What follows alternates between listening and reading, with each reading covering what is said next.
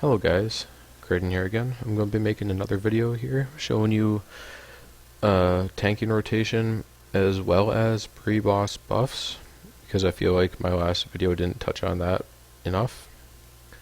So first of all, before you go into a boss, you're going to want to have all of your nice pretty buffs going to make sure you get the most out of your survivability and your damage done and aggro inflicted.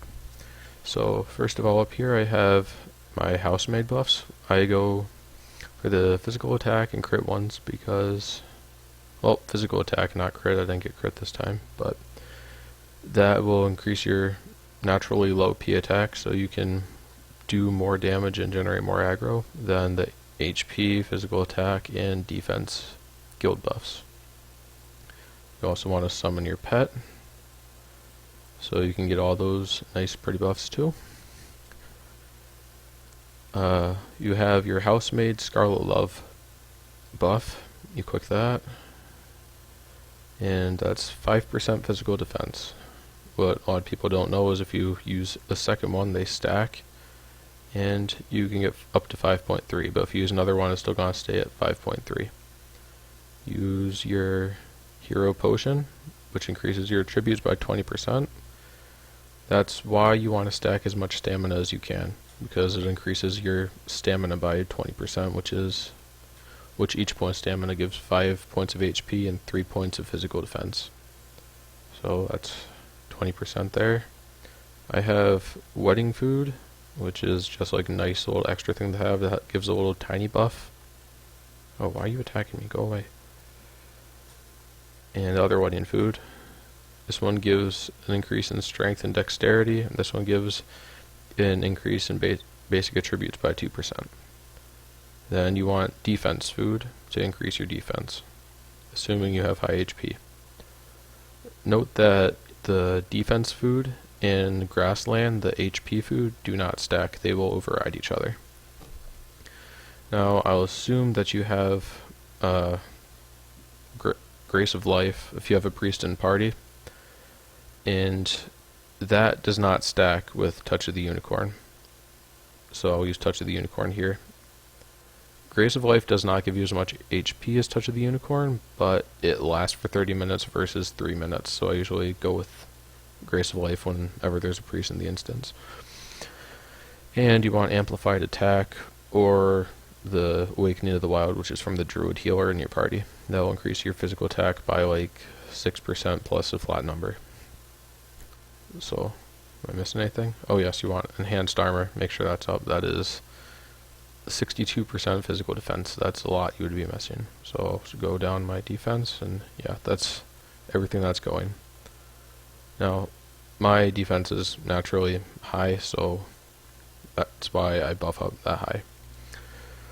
Okay, now I'm going to go over a couple of skills here that are also good to have for boss fights that I didn't use last time. This one is called Linux Roar. That one is from Sardo Castle. It does 200% damage as an AoE, meaning it hits everything around you, and it is a taunt, and it also increases your aggro by 5%. Now, it won't guarantee you aggro if you use that and somebody hits it and if you don't generate more aggro than them, they'll just take it back. And that is just an upgraded version of Lion King Battle Roar, which comes from Haas, and it's much easier to get. The Haas one's a lot easier to get. It just does a little bit more damage, but it's not that high of a damaging skill anyway, and the important thing is that it has a taunt. The taunt is still going to give you the same amount of aggro, so it doesn't matter. Okay, so yeah, if you just lose aggro during a boss fight for any reason, just make sure you use that so you can pull the aggro back right away. And then try to use Whirlwind Shield immediately if it's up, or something like that, so you can try to get back on top of aggro. Okay, as you are counting down, and you have your countdown macro going, you're going to want to either play any music instruments that you have, either tambo or lute, or what have you. And you're going to use any titles that you have. I don't have them readily available for my on my action bars because my interface was reset because I had to uninstall and reinstall ROM and I didn't save it because I forgot to. Anyway, so you're going to want to use strong stimulant, which increases your attack speed, meaning your holy strikes will go faster, and the faster your holy strikes go, the more aggro you'll generate faster. And then Extinction Potion. Critical physical hit rate is increased by 650 points for 20 seconds, which is good.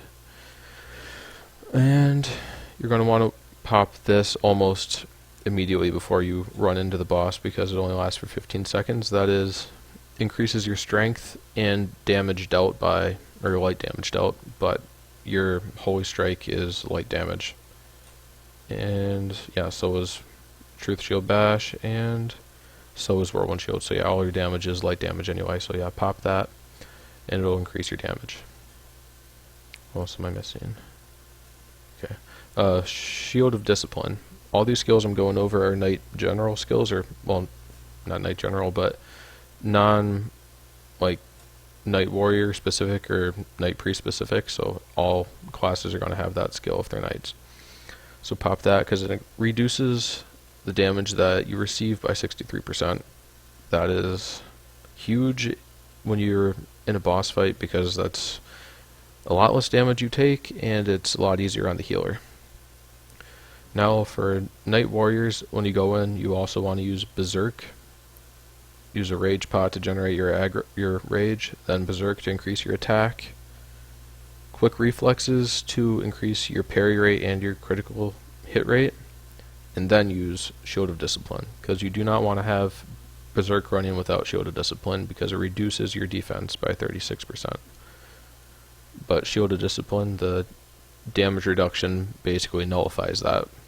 So that's why you can pop both of those. For Knight Priest, you also, before the boss, you're going to want to have your Holy Protection buff running. That's your 25% increase to your defense and HP. And that's about it. Also, before you run in, you're going to want to use on Knight Priest Holy Illumination. It'll increase the party's physical damage by 10% for a short time. I think it's 15 to 20 seconds or something like that. So you're going to want to use that right before you run in to increase the damage of the party, so you could be useful. Now, Knight Warriors, you have Authoritative Deterrence. I didn't use that in the last video for aggro generation rotation because Knight Priest can't use that, so I was just using that as a general. This is a taunt. It increases your aggro by 13%, and yeah, it increases the damage on the target by 45% for 3 seconds at level 90. It used to last 10 seconds, which makes the timing of authoritative deterrence, or AD, a lot more critical. So you used to want to pop that right away, but now you wait a few skills in, so that your other party members, like the rogues or warriors or wardens, if they're close range fighters, can get close enough to get some skills off while that is going, since it only lasts 3 seconds. So I'm going to run in again, as in this Harpy. We're going to pretend that's a boss. You're going to want to use your Rage Cape or your Rage Pot. I'm stuck in combat, so my rage is full anyway. Use Berserk if you're a Knight Warrior. Same thing, use... oh god, I got feared.